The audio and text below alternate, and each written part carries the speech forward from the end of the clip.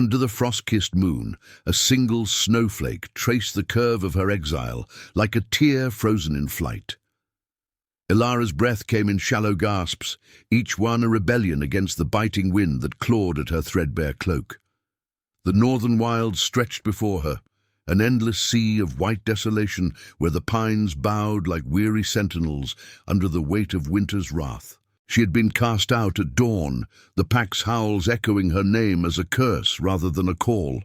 Unworthy, they had snarled, their eyes gleaming with the cold fire of tradition, an omega without a mate's mark, her heat cycles silent as the grave, deemed barren by the elders' ancient rites. No place for her in the warmth of the dens, no share in the hunt's meagre spoils. Banished to wander until the snow claimed her, or so the Alpha's decree had promised. Her boots sank into the drifts with a muffled crunch, each step pulling her deeper into the void. The air smelled of pine resin and distant smoke, a cruel reminder of the fires she could no longer circle. Hunger gnawed at her belly, sharper than the chill that seeped through her gloves. But it was the ache in her chest that threatened to undo her. Why me? The question whispered through her mind like the wind through barren branches. She had served faithfully, tending the wounded, weaving the herbs that eased the pack's pains. Yet her body betrayed her, offering no pups to strengthen the bloodline.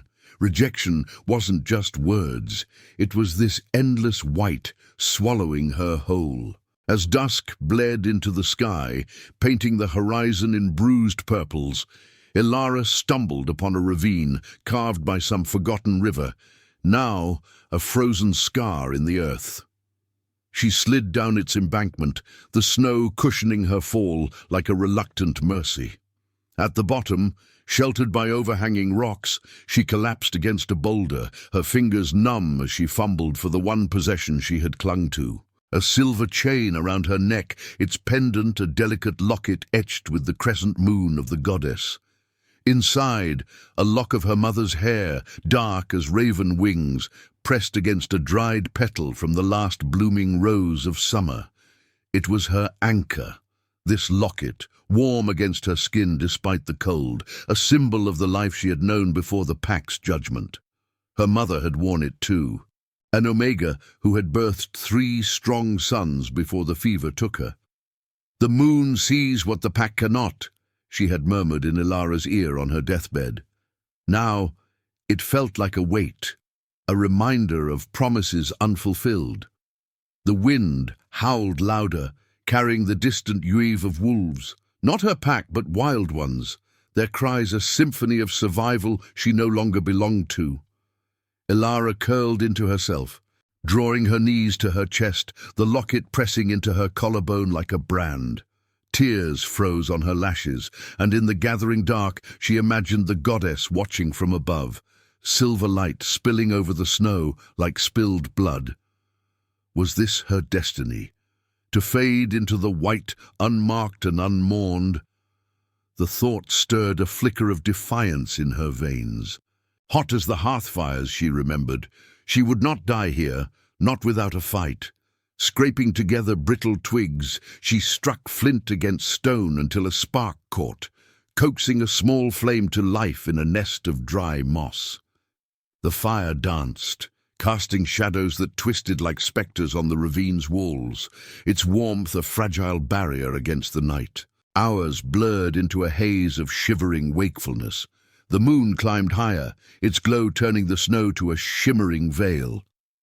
Ilara fed the fire with what little she could find, her mind wandering to the stories the elders told of alphas marked by the gods, kings who ruled not with iron fists, but with the weight of their regrets. She had seen one once from afar during the Great Gathering. King Thorn, the alpha of the Iron Peaks, his silver-streaked fur and piercing blue eyes, a legend whispered in the dens. But legends were for the worthy. She was exile now, a shadow among shadows. A low growl shattered the silence, not from the wild wolves, but closer, too close. Ilara's heart hammered, her hand instinctively clutching the locket as she scanned the darkness. Footsteps crunched beyond the fire's reach, heavy and deliberate, stirring the snow into eddies. She froze, the flame's heat suddenly insufficient against the dread coiling in her gut. Who, or what, hunted in this forsaken place? The growl came again, laced with pain, a ragged edge that spoke of injury rather than hunger. Ilara's instincts, honed by years of serving the pack's healers, recognized it. The sound of a beast pushed to its limits. She should run, hide deeper in the ravine, let the night swallow whatever approached. But curiosity, that forbidden spark in an Omega's heart, held her fast. The locket warmed against her skin, almost pulsing as if the moon itself urged her forward. From the shadows emerged a figure, not a wild wolf, but a man. Broad-shouldered and cloaked in a mantle torn at the edges, stained with dark patches that gleamed wet in the firelight. His face was half hidden by a hood, but his eyes caught the flame's glow. Stormy grey, shadowed by exhaustion and something deeper, a guilt that mirrored her own isolation. He staggered, one hand pressed to his side where blood seeped through his fingers, staining the snow crimson. An alpha, she knew it instantly. The scent of him, musk and pine and command, even diluted by pain. But not just any alpha. The silver torque around his neck, forged in the ancient style of the peaks, marked him as royalty. King Thorn, the thought was absurd, yet his presence filled the ravine like a gathering storm. He collapsed to his knees a few paces from her fire, his breath ragged, eyes locking onto hers with an intensity that stole her own. "Water," he rasped, voice like gravel under boot, not a demand, but a plea. Raw, unguarded. Ilara's pulse thundered. To aid him was to invite death. Exiles did not meddle with kings, yet the locket burned against her throat, and in his gaze she saw not conquest, but a fracture, a soul adrift in the same winter that claimed her. Against every instinct screaming retreat, she rose, the fire crackling between them like a question unanswered. Ilara's hand trembled as she reached for the waterskin at her belt, the leather cracked and stiff from the cold. The fire's glow etched harsh lines on the stranger's face, revealing a jaw clenched against agony, stubble shadowed with days of neglect. His cloak, heavy with the scent of blood and frost, pooled around him like spilled ink on the snow. She hesitated, the locket's chain a cold reminder against her skin.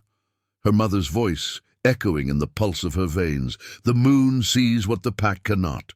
But what did the moon see in this moment? A king reduced to begging, or a trap woven from the wild's deceit?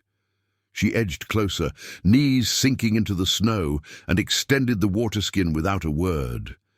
His grey eyes, turbulent as a storm-tossed sea, flicked to it, then back to her face. For an instant the air thickened, charged with the raw pull of Alpha and Omega, an instinct older than the mountains, humming in her blood like a distant drum. It was not desire, not yet, but recognition. The way his scent wrapped around her, commanding yet cracked, stirring a warmth she had long thought frozen in her core. Fear coiled tighter in her chest, a serpent's hiss warning her to flee. Exiles did not touch royalty. They vanished like mist at dawn. He took the waterskin with a grunt, his fingers brushing hers, calloused, warm, despite the blood slicking them. The contact jolted her, a spark leaping from his skin to hers, igniting something buried deep. She yanked her hand back, rubbing it as if burned, and retreated to her side of the fire. "Who are you?" she whispered, voice barely rising above the crackle of flames. The question hung between them, fragile as the ice glazing the ravine's edges. "Thorn," he said, the name rough as gravel. Gulping water that dribbled down his chin, mixing with the crimson stain on his collar. No title, no demand for deference, just a man's exhaustion laid bare. But she knew. The torque at his throat gleamed faintly, its silver forged with the peak's ancient runes, a mark of the Iron King, whose decrees had shaped packs for generations. Whispers from the dens painted him as unyielding, a ruler who had crushed rebellions with a single howl, yet carried the weight of a throne, stained by loss. What fracture had driven him here, wounded and alone? He winced, pressing harder against his side, the wound a jagged tear through fur-lined leather, exposing flesh raw and inflamed. Blood welled anew, dark and viscous, soaking the snow in a spreading bloom that mirrored the rose petal in her locket, beauty born of thorns. Ilara's healer's instincts surged unbidden, overriding the terror that rooted her in place.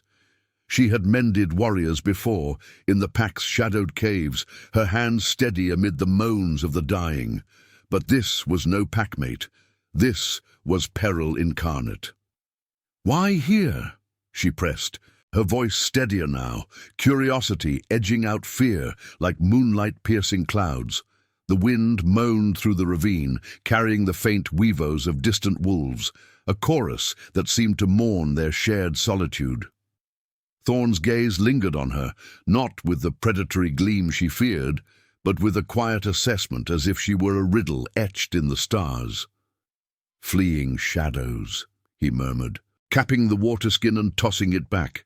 His breath fogged the air, mingling with the smoke rising from the fire. "Traitors in my court, a blade in the dark." The words were sparse, laced with the bitterness of betrayal, but they cracked open a door to his world, a realm of gilded halls and whispered alliances, now crumbling under the weight of deceit. Ilara felt it then, the instinctive tug deepening, not into longing, but into an unwelcome empathy. His pain echoed hers, cast out, marked by failure. Yet she denied it, shoving the connection down like embers buried in ash. He was alpha, she, nothing. To feel for him was to invite more loss. The night deepened, the moon's silver gaze spilling over them, turning the bloodstains to quicksilver. Thorn shifted, testing his strength, but a groan escaped him, low and involuntary. Ilara's resolve frayed. "Let me see the wound," she said, surprising herself. It was madness. Touching him could bind her fate to his, draw the hunters on his trail straight to her fragile sanctuary. But the locket warmed again, a subtle pulse against her heart, urging her toward this fractured king, as if the goddess herself wove the threads. He eyed her warily, then nodded, peeling back the cloak with gritted teeth. The gash was deep, ragged from claws or blade, festering with the chill's cruel bite. Ilara knelt beside him, the fire's heat warring with the cold dread in her limbs.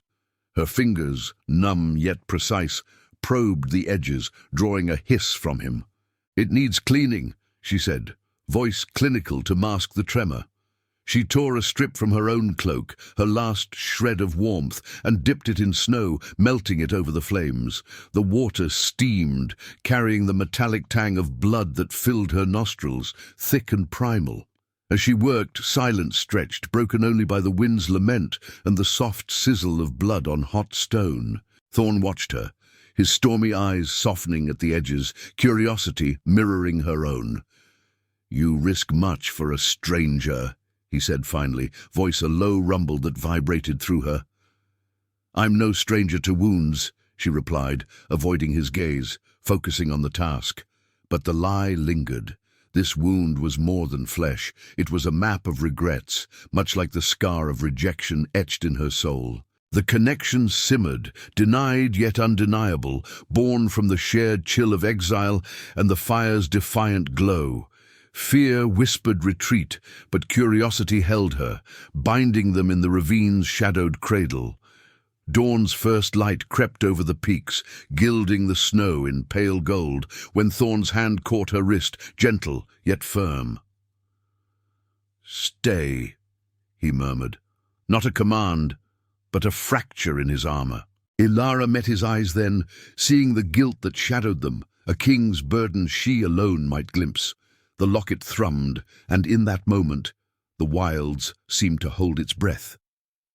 "And now, I invite you to leave a trace of your presence in the comments. Tell us where in the world you're watching from and the exact hour you hear this story. We wish to know how far these northern confessions travel, and at what moments of the night they find you." Ilara pulled her wrist free, the warmth of his touch lingering like a ghost on her skin, but she did not retreat. The ravine's walls loomed higher in the dawn's hesitant light, their shadows pooling like ink spilled from the night's quill. Thorn's eyes held hers, stormy depths reflecting the turmoil she felt churning within. Fear laced with an unwelcome pull, as if the moon's silver thread had snagged on her heart. She should leave him here, let the snow bury his secrets, and preserve her fragile solitude.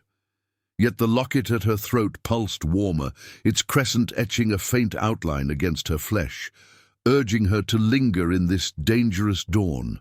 "I cannot," she whispered, though her body betrayed her words, sinking back to the snow beside the fire's dying embers.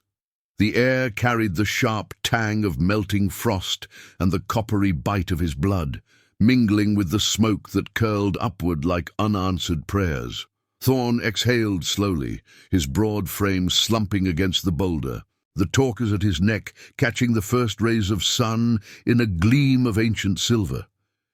He was no mere wanderer.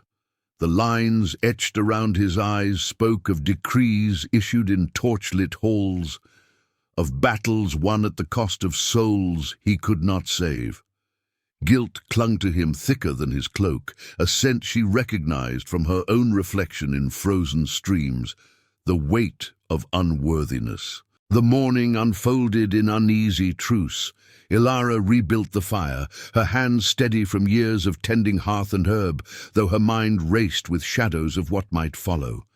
Distant howls echoed from the peaks, not the wild chorus of night, but something sharper, laced with pursuit, a pack on the hunt, their cries slicing through the wind like blades. Thorn's wound, now bound with strips from her cloak, seeped less, but fever simmered beneath his skin, turning his breaths ragged. She brewed a poultice from snow-melted roots scavenged from the ravine's edge, the bitter steam rising to sting her eyes. As she pressed the cool mash to his side, he watched her, silent at first, then murmured, "You have the hands of a healer.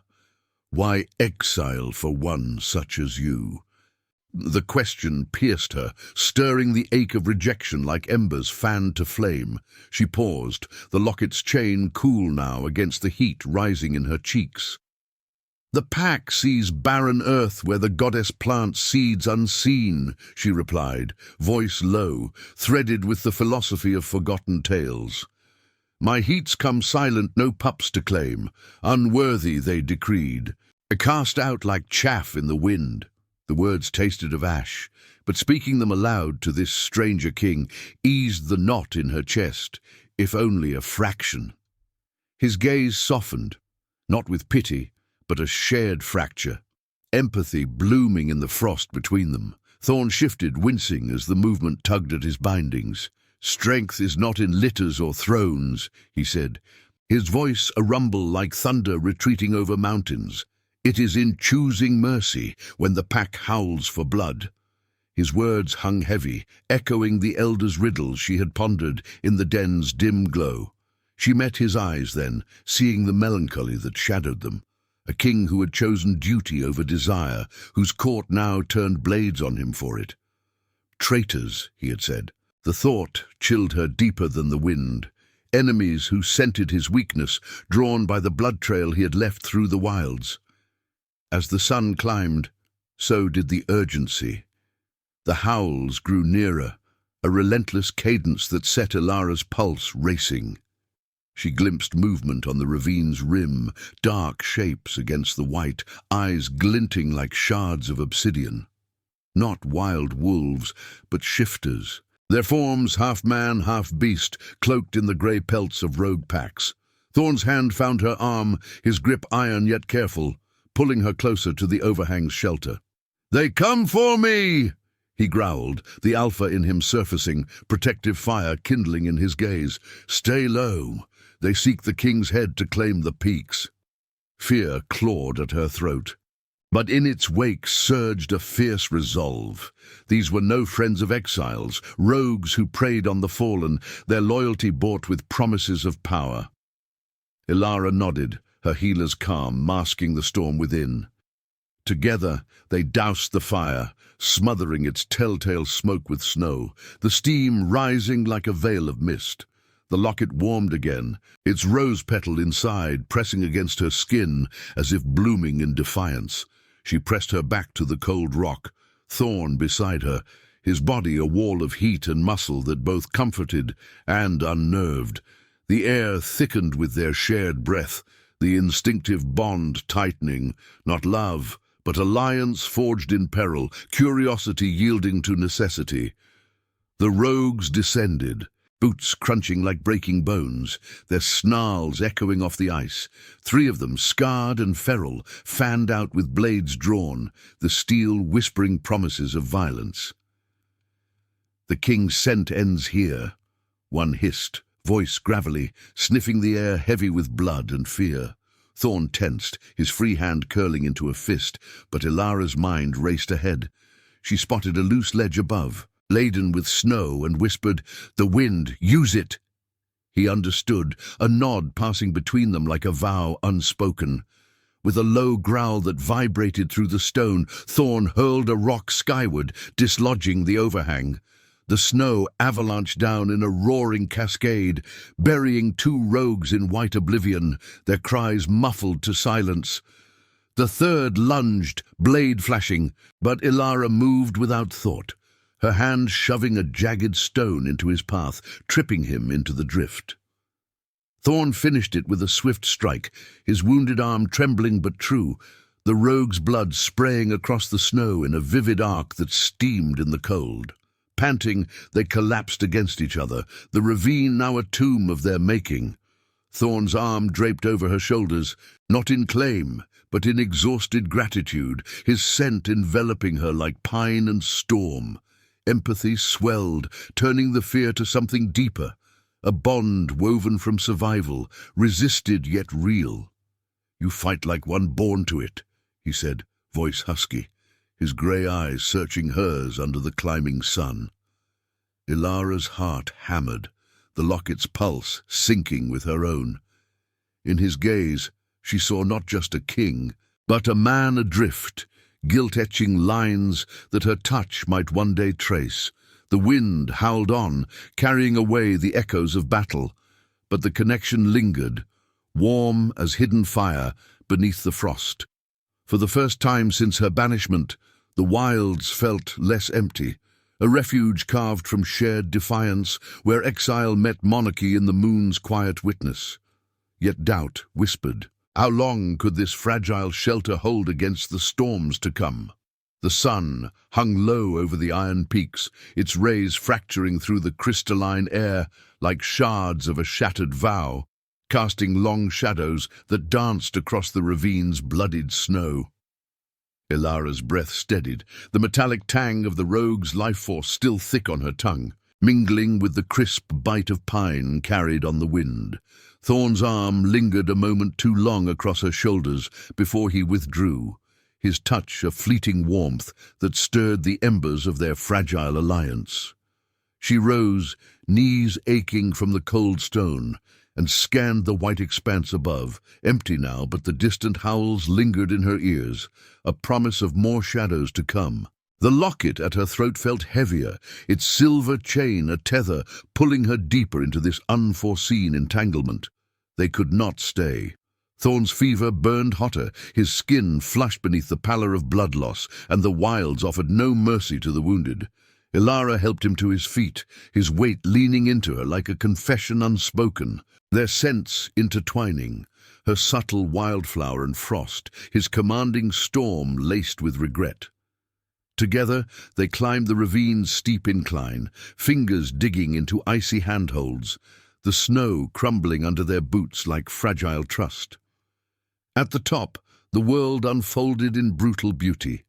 Endless drifts unbroken, save for a narrow path winding toward a cluster of jagged spires, remnants of ancient glaciers that clawed at the sky. "The Whispering Caves," Thorn murmured, his voice rough as gravel, pointing with a blood-stained hand. Shelter there. Old paths to the peak's heart. The journey blurred into a haze of endurance, the wind whipping their cloaks like vengeful spirits, carrying the faint weavos that seemed to mourn their progress.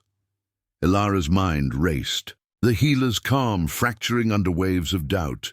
Who was she to bind herself to a king? Her exile was her shield, solitude her only sovereignty. Yet each glance at Thorn, his jaw set against the pain, grey eyes scanning the horizon with a monarch's vigilance, tugged at the bond forming unbidden, empathy rooting deeper than fear. The locket warmed sporadically, its rose petal inside, pressing like a heartbeat against her chest, as if the goddess whispered secrets through its petals. By midday, they reached the caves, a labyrinth of ice-veined stone yawning from the mountainside, its entrance framed by frozen vines that glittered like tears under the sun. Inside, the air hung still and ancient, echoing with the drip of melting snow from unseen crevices. Ilara guided Thorn to an alcove where bioluminescent fungi clung to the walls, casting a soft, ethereal glow that mimicked moonlight in the gloom. He slumped against the rough-hewn wall, breaths labored, while she kindled a small fire from scavenged tinder, the flames leaping to life with a sigh, their orange light painting his face in strokes of gold and shadow. As she checked his wound, peeling back the makeshift bandage, a tremor ran through her fingers, not from cold, but from the fever's unnatural heat radiating from his skin. "It's worsening," she said, voice echoing softly in the cavern's hush. The gash festered, edges inflamed, but beneath it pulsed something darker, a curse. She sensed it instinctively, a shadow woven into his blood like thorns in the locket's rose. Thorn's eyes met hers, stormy depths swirling with unspoken burdens. "Not just the blade," he admitted, wincing as she applied fresh poultice. "A ritual gone wrong. My court seers. They bound a traitor's venom to my line, seeking to unseat me. It eats from within, twists the Alpha's mark into madness." His words hung heavy, stirring the air with the weight of royal intrigue, whispers of poisoned chalices in torchlit halls, alliances shattered by ambition. Ilara's heart clenched. She knew betrayal's sting, the pack's rejection, a lesser blade compared to this. But as her hands worked, pressing herbs to his flesh, a strange warmth bloomed in her palms, unbidden and fierce. The locket ignited then, not with heat, but with light, a soft silver radiance spilling from its seams, illuminating the cave like a fragment of the moon fallen to earth. She gasped, pulling back, but the glow intensified, threads of luminescence weaving from the pendant to Thorn's wound, tracing the jagged edges like silver veins. "What sorcery is this?" Thorn rasped, his body arching as the light delved deeper, drawing out tendrils of darkness that writhed like smoke before dissolving into the air. The cave filled with a low hum, resonant as distant uivos, and Ilara felt it in her core, a surge of power long dormant, awakening like roots breaking through frozen soil. Visions flickered at the edges of her mind, not memories, but revelations, the peak's ancient maps unfolding in her thoughts, hidden paths glowing under lunar light, a destiny etched in starlit runes. The goddess's gift, the Pathfinder's sight, manifesting at last. She had always known whispers of it in her blood, a healer's intuition sharpened to divine clarity. But the pack had dismissed it as barren fancy, unworthy of an Omega without heirs. The light faded, leaving Thorn's wound sealed, the fever breaking in a sheen of sweat that cooled his brow. He stared at her, awe fracturing the guilt in his eyes, transforming melancholy to wonder. You're the key," he breathed, voice laced with reverence.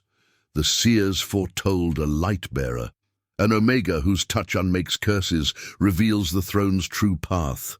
My line's salvation, hidden in exile." His hand reached for hers. not in command but in awe, fingers intertwining with a gentleness that belied his strength. The connection ignited fully now, instinct surging beyond denial, an alpha recognizing his destined counterpart, not as prize, but as redeemer. Elara recoiled inwardly, the revelation crashing like an avalanche. This power, once her secret shame, now bound her to his fate, to wars and thrones she had fled. The locket cooled, its glow retreating, but the rose petal inside felt alive, blooming in the warmth of purpose. Fear warred with a nascent fire in her chest. To embrace this was to choose more than survival, to heal not just flesh, but a kingdom's fractured soul. Thorn's gaze held hers, stormy seas calming to silvered depths, seeing her worth where the pack had seen none. In the cave's luminous hush, under the weight of destiny's gaze, she felt the first stirrings of acceptance, not love, but the profound ache of being seen, truly seen, by the moon's unerring light. Yet doubt lingered, a shadow in the fire's dance. What price would this gift demand? The wind outside howled, carrying echoes of approaching storms, and Elara wondered if the path she illuminated would lead to redemption or ruin. Subscribe if you believe mercy can crown even the fallen. The cave's ethereal glow faded into the fire's steady pulse, leaving Elara adrift in the hush that followed revelation. Thorn's hand still clasped hers, his touch a bridge across the chasm of their worlds, but she drew back gently. The locket's silver warmth now a solemn weight against her chest. The rose petal inside seemed to unfurl in her mind's eye, its crimson veins a map of choices yet to bloom, thorny paths where mercy clashed with the pack's unyielding law. Outside, the wind's howl sharpened into a dirge, whipping snow against the entrance like accusations flung from the peaks. She rose, pacing the alcove's confines, the stone cool beneath her boots, each step echoing the turmoil coiling in her gut. This power, the Pathfinder's sight, had unmade his curse, but chained her to a throne she neither sought nor understood. Freedom whispered from the wild's embrace. The bond with him tugged like an unseen tide, promising redemption at the cost of her solitude. Thorn watched her, his grey eyes softened by the firelight, the torque at his neck gleaming like a crown forged in frost. "The seers spoke of you in riddles," he said, voice low and resonant, carrying the melancholy of a king who had bartered his heart for duty. "An Omega exiled, bearing the moon's light to guide the shadowed throne. But prophecies are not chains, Elara. They are choices veiled in starlight."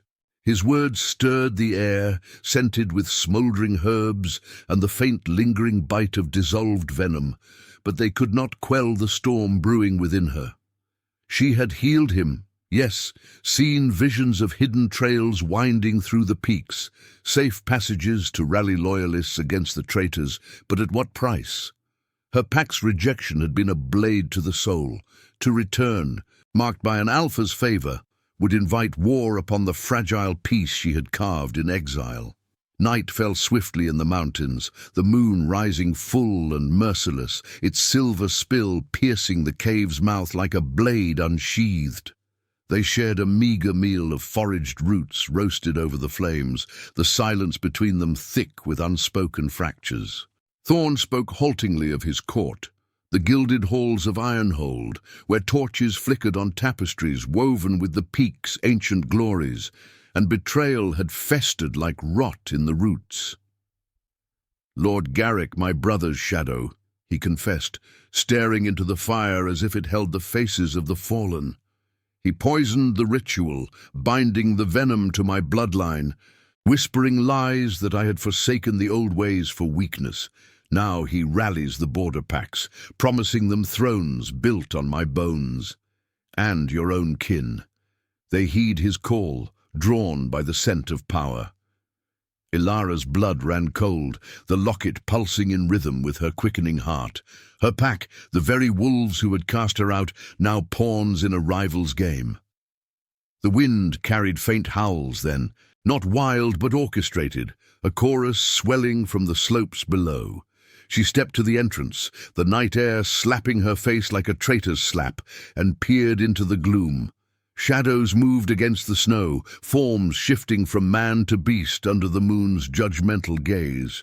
Her former packmates, their pelts dusted white, flanked by Garrick's enforcers, hulking figures with eyes like coals, blades glinting in the lunar light.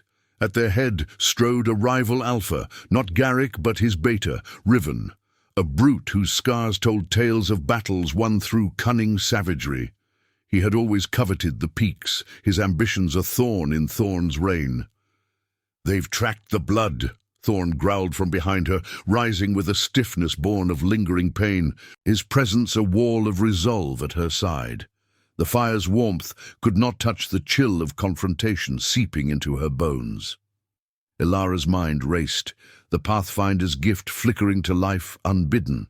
Visions of the pack's campfires in the valley, loyalty frayed by promises of fertile lands and strong bloodlines, lies that painted Thorn as the tyrant who hoarded the goddess's favor.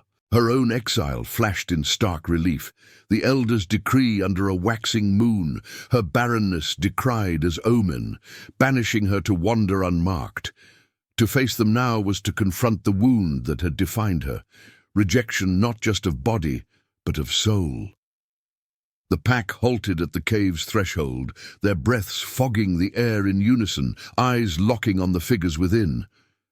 Riven stepped forward, his form rippling with restrained fury, a cloak of wolfskin draped over shoulders broad as ancient oaks. "Thorn of the Peaks," he snarled, voice echoing off the ice like cracking stone. "Your flight ends here. The goddess tires of your guilt-ridden rule. Join us or bleed into the snow." His gaze slid to Ilara, recognition dawning like a storm cloud. "And you, the barren one, return to taint us further. The Elder's judgment stands. Your place is the wilds, not the king's shadow." The words struck like claws, reopening scars she thought sealed.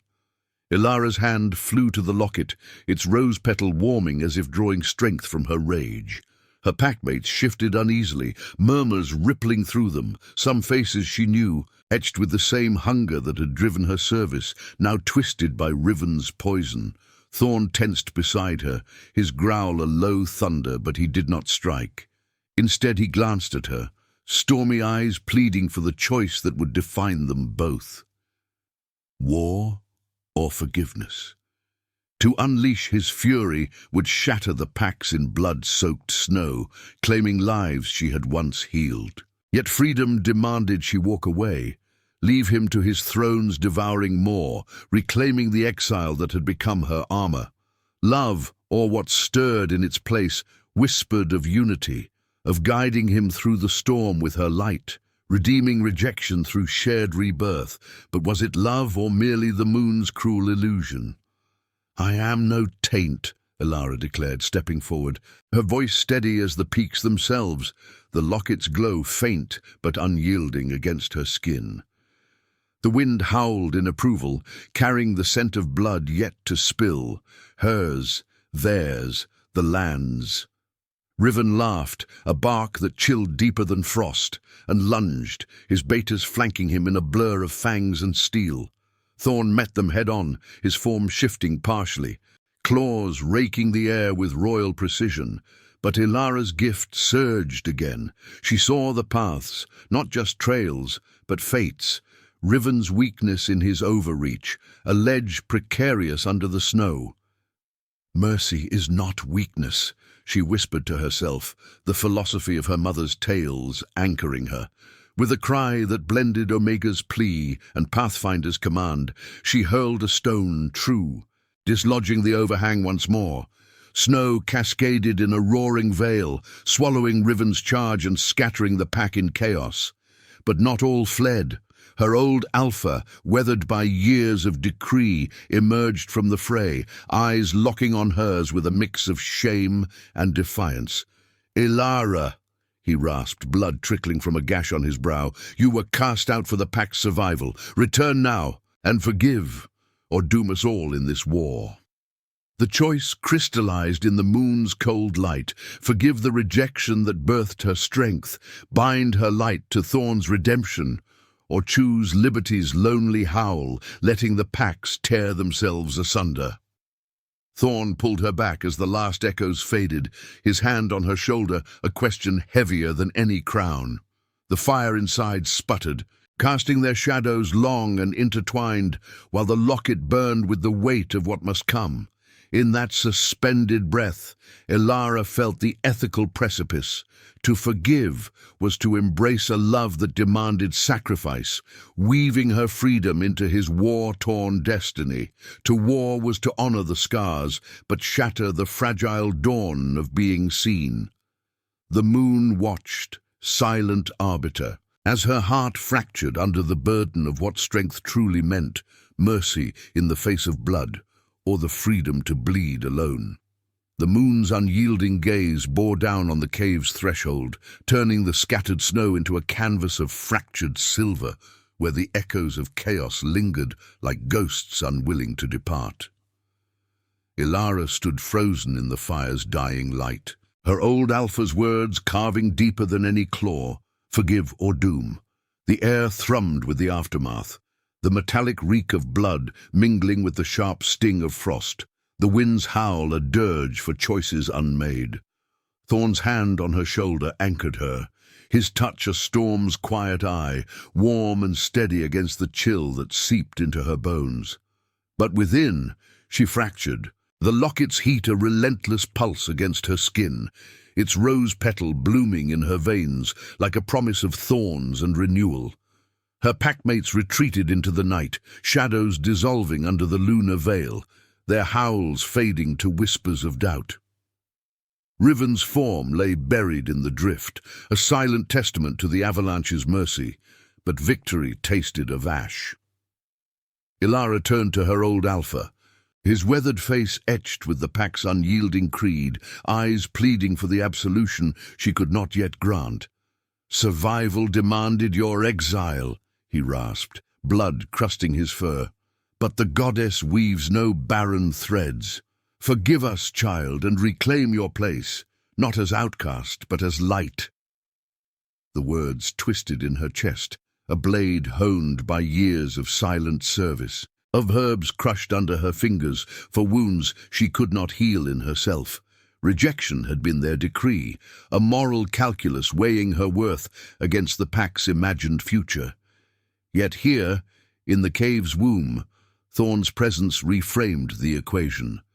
Power not in bloodlines or thrones, but in the quiet strength to choose compassion over the howl of vengeance. She stepped forward, the snow crunching like brittle vows beneath her boots, and extended a hand, not in strike, but in bridge. "I forgive," she whispered, voice carrying the weight of Renascimento, "not for your survival, but for mine.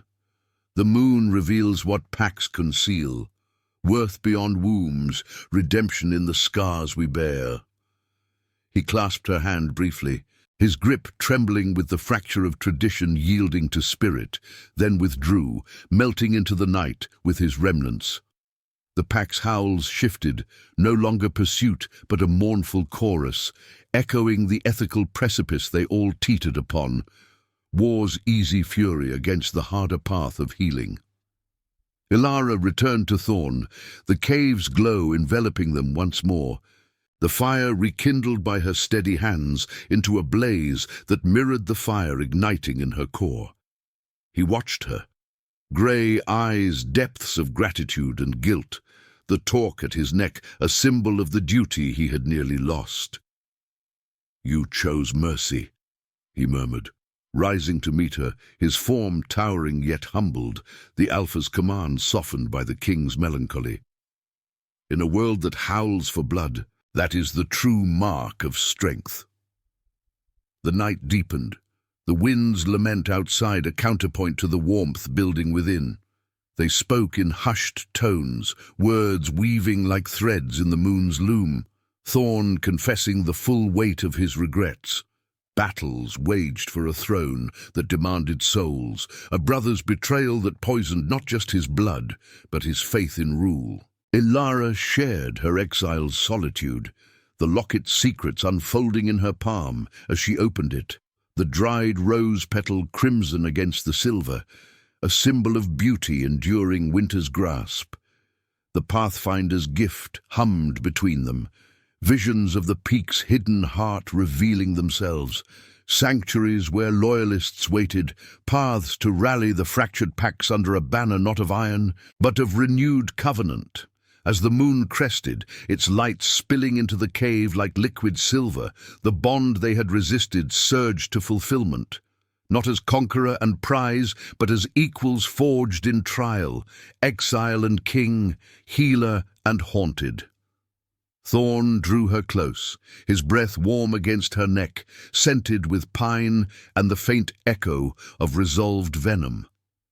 "You have illuminated my shadows," he said, voice a rumble that vibrated through her, "but I would mark you as partner in this destiny, if you choose it." Ilara met his gaze, the locket's chain slipping from her fingers to rest between them, its glow sinking with the lunar tide.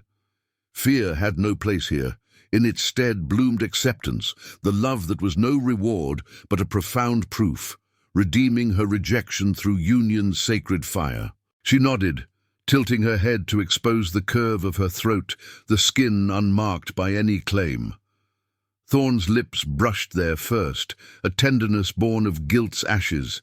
Then his teeth grazed, the alpha's mark a deliberate pierce, pain blooming hot and visceral, blood welling like the rose's hidden dew, warm against the cold night. She gasped, the world narrowing to the throb of it, instinct roaring through her veins as his essence flooded her senses. Storm and strength, guilt transmuted to vow. The locket ignited in response, silver light weaving with the mark's fresh scar, sealing the bond in a flare that chased away the cave's shadows. No longer exile, no longer adrift, she was reborn, the Omega who had shared his bed only to stay warm, now bearing the Alpha King's mark that burned not with possession, but with shared sovereignty. Dawn broke over the peaks, gilding the snow in hues of gold and rose, the wind carrying weavos of awakening packs, loyal calls rising to greet their returning king and his light-bearer. They emerged from the cave hand in hand, the locket secure at her throat, its petal eternal witness to the choice that had healed them both. Sacrifice had yielded to union, rejection to destiny's embrace, the moon's light etching their path forward through mountains once thought impassable.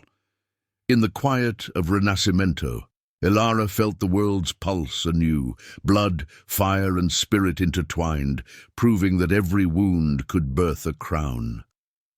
If your heart beat alongside ours, like, comment, and subscribe, because every soul that joins our moon keeps the flame of redemption alive.